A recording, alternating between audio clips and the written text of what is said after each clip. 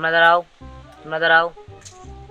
এখন তো নামাজের সময়, নামাজের সময়। তোমরা কি রোজা রেখেছো? রোজা রেখেছো?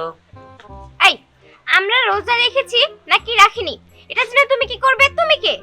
আমি রোজাদার মেশিনম্যান, মেশিনম্যান। এই গ্রামে যারা রোজা থাকবে না তাদেরকে আমি শিক্ষা দিব, শিক্ষা দিব। তোমাদের ভালো ভালো বলছি, তোমরা নামাজ রোজা করো, নাহলে কিন্তু ভালো হবে না। এই, তোর কাছে আমার কৈফিয়ত দেওয়া লাগবো যে আমরা কখন রোজা রাখবো, কখন নামাজ পড়বো?